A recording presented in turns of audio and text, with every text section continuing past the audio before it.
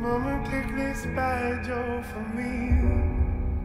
Real hit is still to come. I can't use it. You get discovered, you're dead meat. You have to run. Knock, knock, knocking on heaven's door. Hi, welcome to another edition of FCKL, where today we'll be reviewing a movie by Michael Mann called Blackhat. This was one of the movies that we decided to look out for last year. So it came out early, came out about 2 weeks ago. Yes. It stars Chris Hemsworth, Thor himself, as a hacker, and a few other Asian actors and actresses. So do you want to tell the story since it's in your line of business? So it turns out that someone's been hacking. Which bit? What was it that they were hacking? The first bit? The first bit was a nuclear power plant in China. So something about how they sabotaged the pumps there, which caused the nuclear meltdown. So now the Chinese guys who were looking into this then felt that they needed to speak to the American guys. Yeah. Because the American guys at the NSA would be able to help. The Chinese guy, we mean the Chinese guy from China Police, yes, was leading the investigation, saw hallmarks of certain coding. Oh yes. That can be traced back to his housemate or roommate in university, in MIT. MIT it was, yes. There comes Thor. I mean, all these things happen in the first 5-10 minutes. We are not giving anything away, although there is a twist at the end. But yeah, so the idea was to get Thor, who was currently in jail. Yeah, for hacking a bank. I think he got careless or something like that. He got caught. Yep. So he was in jail.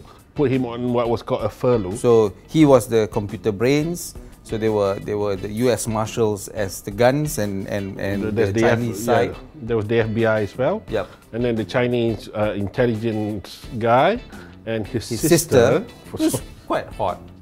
Yeah, but yes, but the sister's a network engineer. Yeah. So apparently, the Chinese intelligence dude brought the sister along with him because he can trust her. Oh yes. He can't trust anybody else. Before we go further, this is a Michael Mann movie. Right. That's why we had to watch it. Yeah, that's why we wanted to watch it. We wanted to watch it. All right. Whenever there was guns and shooting and all, it was done very stylishly. Yes. It was Michael Mann. But otherwise, the movie was quite crap. I think the first third of the movie was quite slow. It was building up to something, at which point, I had just about almost lost hope. And then things got interesting, to me.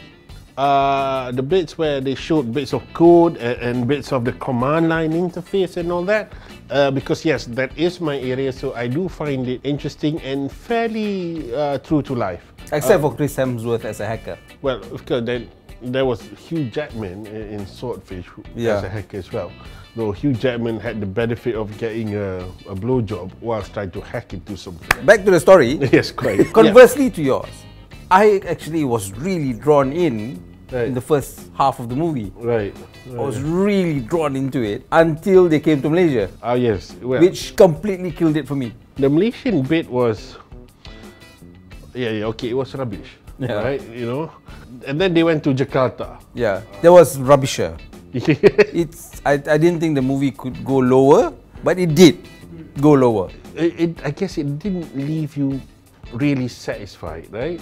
Yeah, I mean, it was so implausible, the final act, and it was like everything was try to shoehorn everything into it. Trying to finish it off. Trying to finish it off, trying to provide an explanation. I would have been completely happy without the slam bang Hollywood ending. But see, that was the thing, right? It didn't seem like a Hollywood ending, though. Right? I don't know. If you ask me, I felt that the ending was a bit damp, and it was quite damp. But then it's more to the fact that I think in my case at least, we used to having a larger than life villain who's like all over the place, right? Stroking a cat kind of thing. Yeah, I suppose he wasn't a cat stroking larger than life villain. So after all that, after all the build up, things got interesting. Things get blown up, people running off all over the place, flying here, flying there. Go to Monash, and then it ends. I don't know. Uh, How many stars would you give it though?